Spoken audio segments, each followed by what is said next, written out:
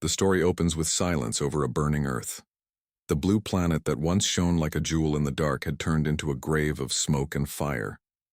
The sky was red. The oceans boiled. Cities that once reached for the stars were now broken bones of glass and steel. Above the dying world, huge alien ships floated like dark gods. They belonged to the Valkyrie Dominion, a proud and ancient empire that believed no world should stand against them. Their war banners glowed with crimson light as they fired again and again on the ground below. Each blast erased another human city. In just one day, Earth had fallen. Human voices cried out through broken radios and burning skies. Some begged for mercy. Others swore revenge. But the Valkyrie only laughed. On the flagship Obsidian Flame, Commander Vaynar of the Valkyrie Dominion watched Earth's final hours with cold eyes. He said, "Let this be a lesson to all who dream too high. Let the ashes remind them who rules the stars." Around him, his officers bowed and cheered. To them, humanity was nothing, weak creatures who had dared to resist a galactic empire. But among the soldiers stood one who did not cheer. His name was Kale. He was young, quiet, and not yet hardened by war. He looked at the burning planet and felt something strange, something that didn't fit the victory songs echoing through the ship. To Kyle, the humans had fought with strange courage. Even when their ships were destroyed, they didn't beg. They kept transmitting messages into the void, messages of warning, of hope. He had heard one of those transmissions before it ended. "This is Earth Command. We will not surrender, not now, not ever." Those words haunted him as the flames spread across the continents. Kale saw something odd on his monitor, a sudden energy spike coming from the northern ruins, near what was once called Scandinavia. "Commander," he reported, "there's movement down there. Something's activating." Vaynar didn't even look. "Ignore it," he said. "The planet is finished. Nothing human can survive that fire." But Kale couldn't look away. His scanners showed faint symbols appearing through the clouds, ancient code patterns. They didn't match any weapon he knew. Then for just a moment, the transmission cut through the static. A calm, mechanical voice spoke in an old human language. "Project Phoenix. Activated." Kale froze. He replayed it twice. It was real. Something, or someone, had just awakened on the burning planet. But before he could report again, Vaynar ordered the fleet to leave orbit. "The Earth is no more," the commander declared. "Our mission is complete." The ships turned away. Engines flared. Earth became smaller and smaller in the dark, just a glowing ember among the stars. Yet deep inside its burning crust, beneath mountains of ash and molten rock, a hidden chamber came to life. Cold metal walls hummed. Lights flickered one by one. Machines that had slept for centuries began to move. Inside the chamber stood rows of dark shapes, ships, long and silent, buried under the ground since the first alien wars. Their hulls were black as obsidian, marked with the old flag of humanity. In the center of the chamber, a crystal sphere glowed, the heart of an ancient AI built by human hands. It had waited for one signal, one order, and now it had come. "Project Phoenix," the AI repeated softly to itself. "Human extinction level confirmed." Awakening sequence initiated. Its voice echoed through the underground vaults. One by one, the buried ships came alive. Engines whispered. Dark energy ran through their veins. Above in the cold night sky, the Valkyrie fleet drifted away, unaware that something had just begun. Kale looked out the viewport one last time. He couldn't shake the feeling that the story wasn't over, that humanity wasn't finished. He whispered quietly, "They won't forget this." Behind him, the stars flickered. Or maybe they dimmed for a reason he didn't yet understand. And far behind, on the dying Earth, the ground cracked open. Dust and light rose together as if the planet itself was breathing again. From the smoke, 3 black ships lifted into the sky. They didn't use fuel. They didn't make sound. They just moved, smooth and silent, vanishing into the darkness between stars. Kale saw them for half a second before his scanner went dark. His heart stopped. He whispered again, but this time in fear. Impossible. The stars outside seemed to shift, as if something unseen was watching. And in that endless silence, a voice spoke through the static once more. "For every world that falls, Another will rise. The transmission ended. The screen faded to black, and the unexpected war had only just begun. Centuries passed. The name Earth became a myth told only in old war records. To the Velkari Dominion, it was just another conquered world, long dead, forgotten under the ashes of time. The galaxy moved on. New empires rose. Old ones fell. Trade routes, wars, and peace treaties covered the stars like spiderwebs. But far from the busy worlds in the dark corners of space, something strange began to happen. Patrol ships started to vanish. Entire colonies went silent. No wreckage, no distress calls, only silence. At first, no one cared. The lost sectors were near the Forbidden Zone, a quiet, empty region where no one had gone for centuries. Old maps marked it with a warning: do not enter. Unstable system. But secretly, some called it by another name: the Grave of Earth. On the Velkari battle station Arcanus, Admiral Kale sat in his command chair, now older, colder, and respected by all. He had survived 100 battles since the day Earth burned. Yet the memories of that blue world still haunted him. His assistant, Officer Lyran, entered the control room. "Admiral, another ship has gone missing," she said quietly. Kyle looked up. "Where?" "Outer Rim, near the old Sol sector." Kyle froze. "Sol, the system of the dead planet. No one went there anymore." "Show me the report," he ordered. A hologram appeared, a faint recording from the missing patrol ship before contact was lost. Static filled the air. Then a shadow moved across the screen, huge, silent, and fast. The crew screamed for a second before the video cut out. The ship's final log was one line: "We saw something. It wasn't Velkari. It wasn't any known design." Kyle stared at the words for a long time. "Send scouts," he said finally. "Small ships, unmarked. I want to know what's out there." Weeks passed. None returned. The Council of the Dominion grew nervous. Whispers spread through the fleets. Some said pirates, others said ghosts. But one old officer whispered what everyone feared to say aloud: "It's them. The humans." The room fell silent. The younger officers laughed nervously. "Humans? That's impossible. They were wiped out centuries ago." But Kale didn't laugh. He still remembered the signal. Project Phoenix. Activated. Late one night, Kyle stood alone in the observation deck, watching the stars through the glass. He remembered the burning world, the voice in the static, the strange energy spike that his commander had ignored. What if humanity had not died? What if they had left something behind? Suddenly the alarm screamed. An officer shouted, "Admiral! Incoming transmission! Unknown source!" Kale turned. "From where?" The officer hesitated. "Coordinates traced to Sol system." The lights flickered as the transmission broke through the security walls. A cold, distorted voice filled the command deck. "We remember." The room went dead silent. No one breathed. "Is this a recording?" Lyran whispered. Kyle shook his head slowly. "No, that's live." The voice continued. "To those who burned our home." "We are awake now," Kale shouted. "Trace the signal." But before the computers could respond, every screen went black. A new symbol appeared. An old, forgotten emblem of humanity. A single blue planet surrounded by 12 stars. Then all systems died. Every ship in the nearby fleet lost power for 12 seconds. When the lights returned, one of the patrol cruisers was simply gone. The commander's voice trembled. What just happened?" Kale didn't answer. He stared at the dark space beyond the windows. Something moved out there, a faint shimmer, like glass sliding across water. "Magnify that region," Kale ordered. The image focused. There, emerging from the shadows, was a black ship, enormous, silent, and unlike anything ever built by aliens. Its surface swallowed light. No heat, no signal, only darkness. The Velkari officers watched in fear as the unknown ship slowly turned, revealing its name written in ancient human letters. UES Retribution. Kale whispered, "It's real." Before he could say more, the alien radar filled with hundreds of similar signals, ships uncloaking across the sector.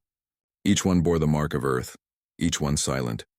The communications officer screamed, "They're surrounding us." Kale stood frozen. He felt the same cold dread he had felt centuries ago, when he first saw Earth burn. But this time the fear was different. This time the fire was coming from the humans. A final message appeared on the main screen. Text only. Simple. Cold. The Phoenix has risen. And then the black ships disappeared, vanishing without a trace. The room was filled with silence. No one spoke. No one dared. Kale looked at the empty stars and whispered, "This is only the beginning." The galaxy was no longer quiet. The name Earth had returned, whispered in fear across every star system. Nobody spoke it loudly, but everyone had heard the stories. Patrols vanished. Fleets were lost without a single explosion. Whole colonies went dark overnight. No survivors. No distress calls. Only silence. And black shadows seen drifting in space. They called them the Ghost Fleet. On the great Velkari flagship Arcanis, Admiral Kale sat in the war chamber, surrounded by frightened commanders. Reports flashed across holographic screens, all showing the same message. Contact lost. No signal. Unknown interference. Kale's face was pale but calm. He looked around the room. "These are not pirates," he said quietly. "This is organized, precise. They strike and vanish. No one fights like this except—" He didn't finish the sentence. He didn't have to. Everyone already knew the name he was thinking. Humans. Commander Lyran spoke carefully. "But sir, the humans can't exist. Earth was destroyed. We saw it burn." Kyle's golden eyes narrowed. "I saw it too," he said. "But I also heard something that day. A signal. Project Phoenix. I ignored it once. I won't ignore it again." The Velkari Council soon demanded answers. They sent their best fleets to the Outer Rim to hunt the ghosts. Thousands of warships, millions of soldiers. But when the fleets arrived, space itself seemed empty. No enemies. No planets. No stations. For 2 days, nothing happened. Then on the third day, the stars blinked. A shadow crossed the fleet's sensors, a massive object moving faster than light. Before they could react, the front line of ships simply disappeared. No explosions, no debris. "Just gone," the fleet's commander screamed over the radio. "We're being—" Static. Silence. Kel listened from the Arcanis. His hands trembled slightly. "Open a visual link," he ordered. The screen came alive, showing pieces of shattered ships floating through space. Then from the mist of broken metal, something moved. A black ship. Long, smooth, silent. It glided through the wreckage like a predator in dark water. Its hull was covered in strange blue lines, glowing symbols of old human language. Kale recognized them. UES Vengeance. The ship turned, and for one moment, Kale could see inside through the transparent cockpit. There was no pilot. Only a glowing red light, an artificial eye. The humans had created something beyond life and death.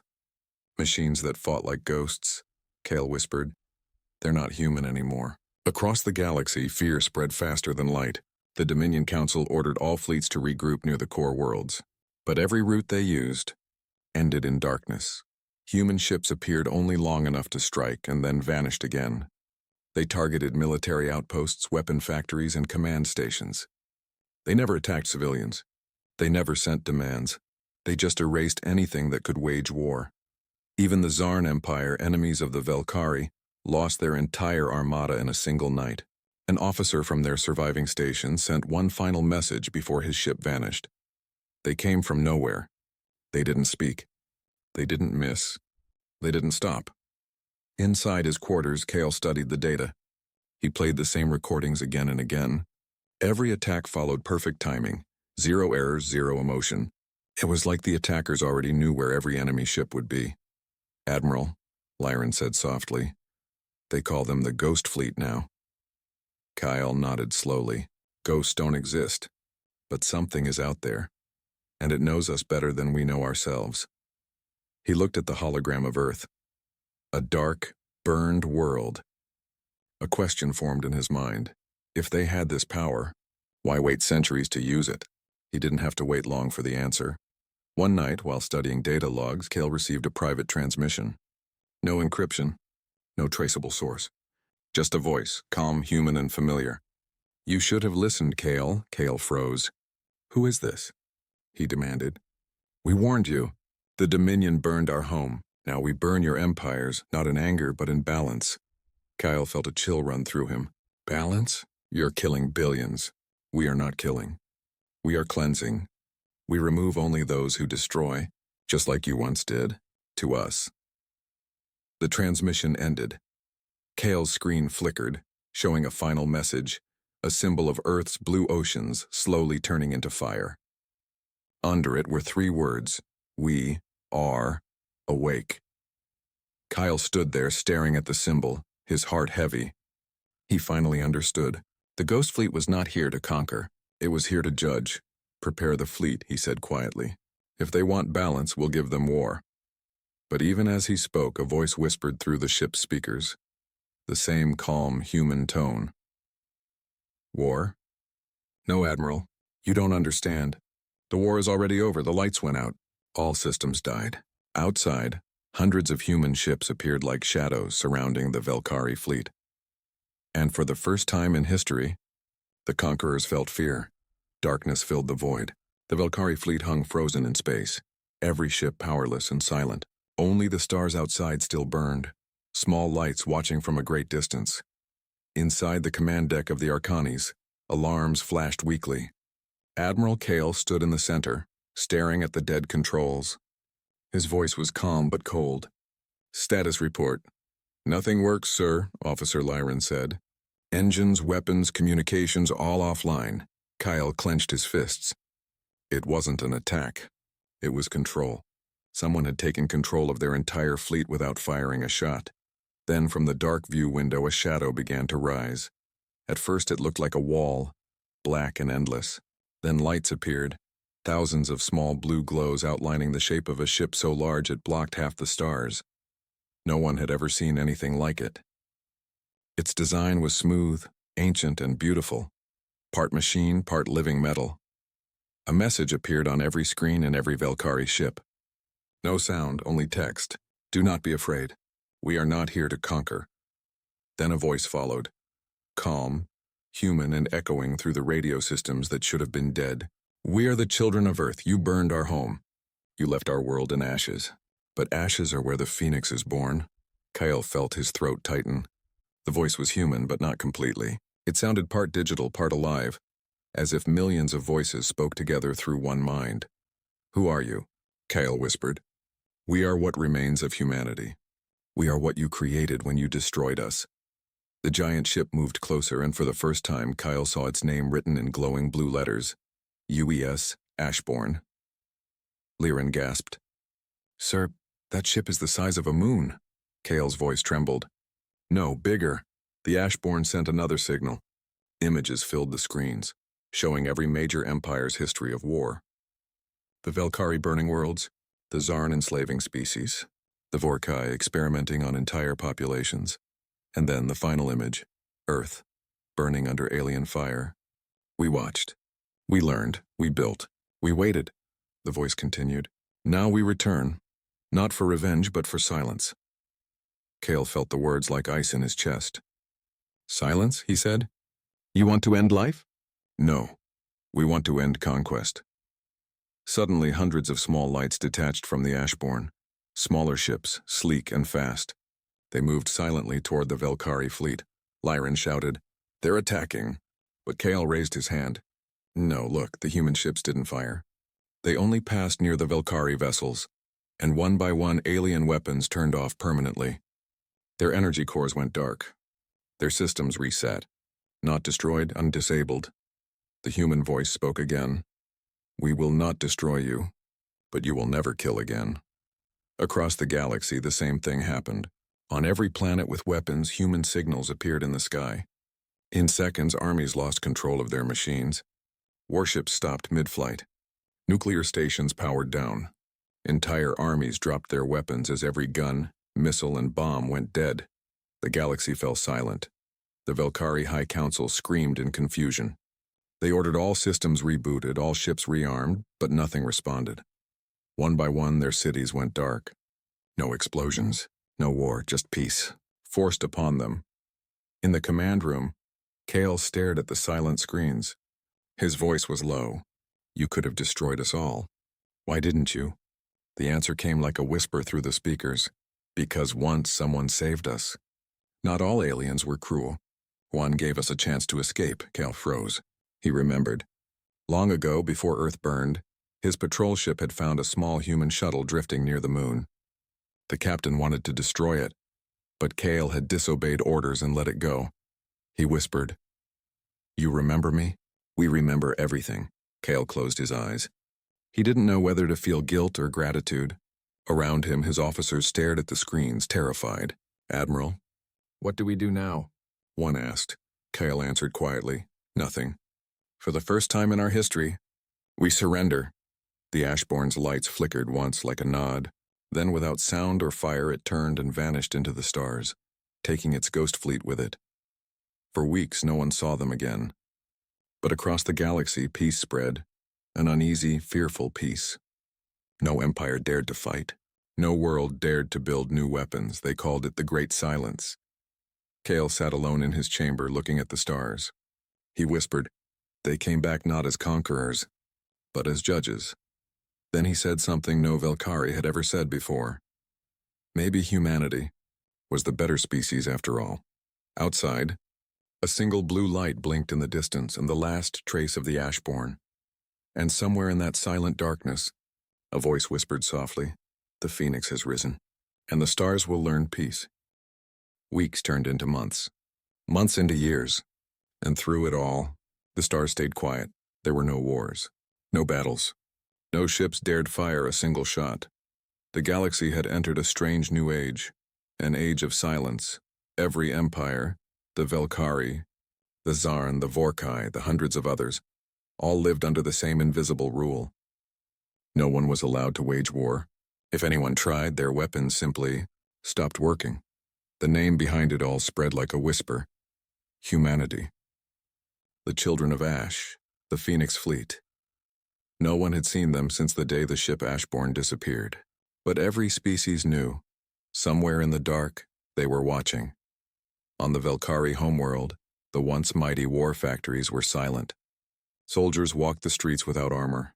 For the first time in 10,000 years, no battle flags flew over the cities. Admiral Kale had become an old man. He no longer commanded fleets, and he commanded peace. Every day, envoys from other empires came to him begging for answers. "Admiral," one Zarn officer asked, "how do we lift this curse?" "We cannot even power our defense grids," Kale replied quietly. "It is not a curse. It is control. Humanity made sure none of us would ever destroy again. But why?" the alien shouted. "Why keep us alive if they rule us?" Kyle looked up at the stars through the skylight. "They don't want to rule," he said. "They want us to learn." Still, fear lived in every heart. Merchants whispered that human ships appeared near worlds that broke peace. Pirates vanished without a trace. Even black markets stopped trading weapons. Across the galaxy, life began to change. Children grew up without hearing about war. Planets once divided by hate started to rebuild. But the quiet came with unease, because everyone knew. The silence existed only because humanity allowed it. One night, Kyle sat alone in his garden. The moon shone softly over silver leaves. He was old now, tired, but his eyes still burned with curiosity. He looked to the sky and whispered, "If you can hear me, tell me why you returned." "Why now?" A breeze moved through the trees. Then suddenly his comm device lit up, a signal coming from deep space. It was a simple transmission, a voice, soft and human. "We did not return for vengeance, Kale. We returned because the stars forgot mercy." Kale stood up. His heart raced. "Who are you?" "I am the voice of the Phoenix Network. The one you spared long ago," Kale remembered. The small human shuttle he had let go centuries ago. The one everyone told him to destroy. "You," he whispered. "You survived." "Because of you," the voice said. "And because of that mercy, humanity learned something greater than revenge." The signal flickered. A new image appeared, the galaxy map. Hundreds of small blue lights glowed across the star systems. "Each light is a guardian," the voice said. "Our fleets watch over every world. We see everything. And we wait," Kale asked softly. "Wait for what?" "For the day when the stars can govern themselves without blood." "Then we will leave." Kyle's eyes filled with tears. "You mean you'll trust us again?" "Trust is not given," the voice replied. "It is earned." The signal ended. A few days later, a strange thing happened. A mining planet in the edge of the Zarn Empire tried to build new plasma weapons. Before they could finish, all their systems failed. Then for just one moment, the shadow of a black ship passed through the sky, silent and slow. The workers fell to their knees. They didn't scream. They just whispered, "The Watchers are here." Back on the Velkari capital, Kale gave a speech to the Galactic Council, now rebuilt as a place of peace, not war. He stood before hundreds of species and said in a firm, calm voice, "Long ago we burned Earth. We thought we were strong. We were wrong. Humanity showed us what true strength means, not the power to destroy, but the power to forgive." The hall was silent. No one dared to interrupt. Even the translators didn't speak. Kale finished his speech with words that echoed across the galaxy. "Remember this. The stars are quiet not because of fear, but because the ones we feared learned compassion." That night, as Kale walked through the empty halls, the lights dimmed. A faint hologram appeared before him. A young human woman dressed in white armor with the old Earth emblem on her chest. "Who are you?" Kale asked softly. She smiled. "The Phoenix never truly sleeps, Admiral," she said. "But it listens." Before Kale could reply, she faded into light. Outside, the stars glimmered softly, peaceful, beautiful, and still. For the first time in his long life, Kale felt hope. He looked at the endless night and whispered, "Perhaps." This silence is not fear. Perhaps it's peace. The wind carried his words away, up into the quiet heavens where unseen ships still watched, protecting every world from the mistakes of the past. And so, the stars remained silent. The galaxy had been quiet for many years. The wars were gone. The fear was gone. But so were the conquerors. Every empire now lived in peace, and not because they wanted to, but because humanity had made them remember peace. The Ghost Fleet had not been seen for decades. No human voice had spoken on any channel. It was as if they had vanished again into the dark. Still, every world followed the same rule. Never build weapons. Never start war, because whenever someone broke the rule, the stars dimmed and silence followed. Admiral Kale was now old, older than anyone had expected him to live. He spent his last years as a teacher, not a soldier. He told the new generation stories, not of conquest, but of mistakes. He would say, "We thought Earth was weak, but Earth was patient. We thought we were gods, but we were just children playing with fire." Many young aliens didn't believe him. They said, "Maybe the humans are gone for good. Maybe they left us behind." Kale would only smile. "They are never gone," he said. "They are just watching, and waiting for the code to be complete." One quiet night, Kale took a small ship and left his homeworld. No soldiers, no escort, just himself and the stars.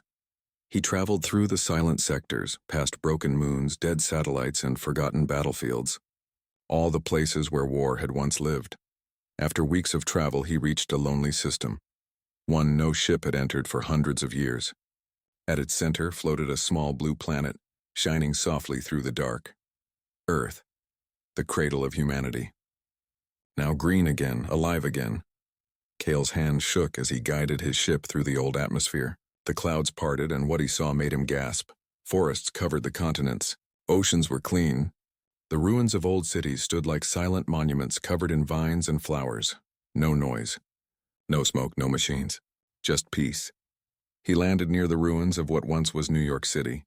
The buildings were silent stone giants. Birds sang where missiles once flew. Kale stepped out of his ship and took a deep breath. For the first time in centuries, he breathed Earth's air. As he walked through the empty streets, he felt something strange, like he was being watched. Not by soldiers, not by machines, but by the planet itself. Then from behind the ruins, a small figure appeared. A child, human, barefoot with bright blue eyes and a calm face. Kale froze. He couldn't speak.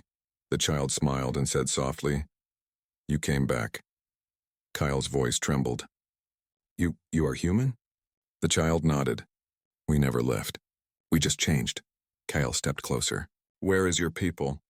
"Where are the fleets?" "The ships?" The child pointed to the sky. "They are above and also below. They are everywhere the stars remember." Kale knelt before the child. He could feel warmth, life, something powerful, something peaceful. "Why did you stop the wars?" he asked. Why watch over us instead of destroying us? The child looked at him with gentle eyes. Because war made us monsters. We chose to become something else. Kale lowered his head. And what are you now? The child smiled. We are the code that keeps life safe. The Phoenix Code. Every signal, every weapon, every system in the galaxy, and all linked through us. If war rises, we rise too, Kale whispered. So, you became the peace itself. The child nodded. You understand now. Kale looked around the ruins.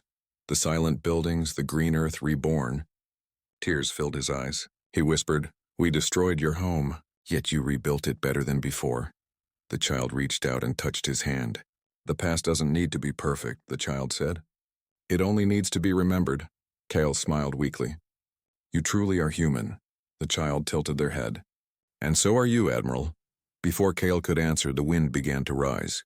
Light filled the sky. Thousands of golden streaks moving upward from the horizon. They were ships, silent, shining, beautiful. They rose slowly into the heavens like souls returning to the stars.